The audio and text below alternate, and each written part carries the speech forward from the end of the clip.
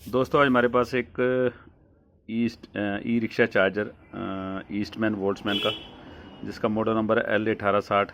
ये हमारे पास आज रिपेयर होने आया था। यानी 5 बैटरी वाला सेट है। ये इसमें लगा हुआ 5 बैटरी यानी ई रिक्शा में लगी हुई है और 60 वोल्ट इसके बेसिकली बनते हैं।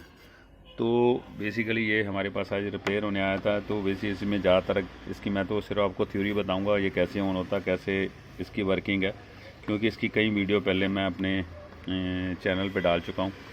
तो कैसे रिपेयर करना सारी विधि है उसमें बताई हुई है। थोड़ा इसमें वैसे मैं दोबारा से बता दूँ आपको, क्योंकि ये चार्जर बेसिकली सबसे पहले तो हमारा मेन जो हमारे डीसी सप्लाई बनती है, ये तो है डीसी सप्लाई बनती है। इसके बाद हमारा एक तो हमारे देखो ये 2 हीट सिंक लगे हुए हैं।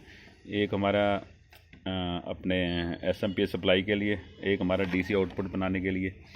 तो बेसिकली ये तो हमारा देखो ये हमारे देखो इससे हमारा बेसिकली आउटपुट सेक्शन वर्क करता है। मतलब डीसी वोल्ट सप्लाई बनते हैं, डायोड 2 लगे होते हैं हैवी करंट के। और इधर हमारे बेसिकली हीट सिंक के साथ बेसिकली मॉसफेट लगे होते हैं स्विचिंग के लिए।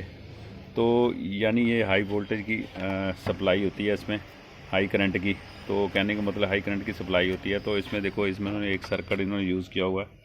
देखो इसमें कंट्रोल कार्ड के लिए इन्होंने ये आईसी सर्किट लगा हुआ है, क्योंकि कंट्रोल कार्ड जो बेसिकली कईयों में एक छोटा सा साइड में खड़मा बोर्ड लगा होता है, पर इसमें देखो चिप टाइप इन्होंने बेसिकली ये SMD आईसी लगा हुआ कंट्रोल कार्ड में, जो सारा हमें कंट्रोल आगे करता। और दूसरा इसमें देखो इन्होंने ये जो चार्जर हैं जितने भी आते हैं ईस्टमैन के, इसमें एक खासियत ये है कि डायरेक्ट हमारे जब ऑन करोगे डायरेक्ट हमारे इस कैपेसिटर पे, अगर हमारा ये सर्किट बेसिकली डीसी वोल्ट हमारा पीछे से सही है, एसएमपीएस वर्क कर रहा है और हमारी डीसी वोल्ट भी सही है, कहने का मतलब है हमारा एसएमपीएस वर्किंग कर रहा है, उसके बाद हमारे एक डायरेक्ट वोल्टेज यहाँ कैपेसिटर पे डायरेक्ट मोड 80 वोल्ट की सप्लाई बनेगी। और 80 वोल्ट सप्लाई बनने अगर हमारी बनती है तो हमारा ये समझो चार्जर बिल्कुल ओके है। तो हमारे पास अभी ये 80 वोल्ट की सप्लाई बन रही थी, क्योंकि इसमें एक दूसरा देखो कि नेगेटिव इसकी देखो बाहर डायरेक्ट जाती है, और जो पॉजिटिव है जब पॉजिटिव से हमारे रिले ऑन होगी। और देखो इसमें रिवर्स जब हमारा बैटरी का करंट रिवर्स इस रिले को आएगा, क्योंकि इसमें बेसिकली जो सिस्टम है जैसे इन्वर्टर सेक्शन काम इन्वर्टर में या यूपीएस ऑन होते हैं, वैसे इसमें आधा सेक्शन हमारा बेसिकली आउटपुट कई जो सर्किट आते हैं बेसिकली हमारे जो ई रिक्शा चार्जर हैं, आधा सेक्शन हमारा बैटरी से ऑन होता है, आधा हमारा बेसिकली इस हमारे अंदर इंटरनल सप्लाई से ऑन होता है। तो बेसिकली इसमें थोड़ा जो चार्जर है इसमें इन्होंने क्या थ्योरी यूज़ की हुई है, इन्होंने बेसिकली सारा सर्किट वैसे डायरेक्ट हमारी सप्लाई बनी हुई है। सारा हमारा इस केस में सारा हमारा एसएमपीएस सर्कस कंट्रोल कार्ड भी सारा काम कर रहा है, पर बेसिकली डायरेक्ट जो ऑन ऑफ की जो हमारी रिले को ऑन ऑफ की सप्लाई रिवर्स हमारे जो एसएमपी जो हमारी ई रिक्शा की बैटरी लगी है, डायरेक्ट हमारी रिले उससे ऑन होती है।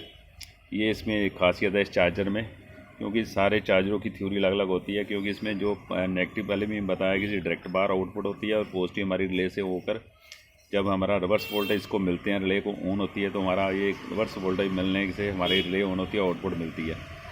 तो ये बेसिकली थोड़ी सी थ्योरी है इसको समझने के लिए, क्योंकि ये चार्जर वर्किंग कैसे करता है। तो बाकी ये तो सारा सेक्शन हमारा ड्राइव का सेक्शन बना हुआ है, और ये हमारा फ़ैन का बेसिकली। तो इसमें ज़्यादातर एक पार्ट हो रहा था, हमारा फ़ैन कई बार वर्क करना बंद हो जाता है। तो फ़ैन में भी हमारा ये जो हमारे यहाँ ज़्यादातर क्या होता है, ये ट्रांसफर हमारा ख़राब होता है, ड्राई हो जाता है। तो बेसिकली ये थोड़ी सी थ्योरी है जो समझना सबसे ज़्यादा ज़रूरी है। तो और इस चार्जर में बेसिकली ज़्यादातर जो फॉल्ट आते हैं, इसमें ज़्यादातर जो फॉल्ट आएगा वो हमारा ज़्यादातर ड्राई होता है, या हमारा बेसिकली हाई जो यहाँ से एक्चुअली ड्राई होने के कारण ये फॉल्ट हमारा चार्जर एक्चुअली बंद हो जाता है या हमारा रीस्टार्ट हो जाता है। जहाँ हमारा कई बार ये चार्जर करंट होने के कारण इसको बेसिकली ठीक करने का तरीका, सबसे पहले इसको अच्छी तरह ये हमारा एसएमपीएस कई बार ड्राई होने के कारण वर्किंग करना बंद हो जाता है। जितनी बार हमने फॉल्ट निकाला जो हमारे पास आया था फॉल्ट, वो अभी हमने निकाला। ये हमारा एसएमपीएस ड्राई था, और ड्राई होने के कारण ये हमारा जो हमारा चार्जर काम करना बंद कर गया था। तो ये बेसिकली थोड़ी सी थ्योरी है इसको समझने के लिए, क्योंकि जितने बाकी चार्जर आते हैं डायरेक्ट ऑन नहीं होते, क्योंकि ये सारा डायरेक्ट ऑन होता है और रिले से सिर्फ आउटपुट इसकी इन्होंने वर्क करवाई हुई है आउटपुट के लिए, तो बाकी डायरेक्ट इसके 80 वोल्ट बन जाते हैं इस चार्जर में। ओके, थैंक यू दोस्तों।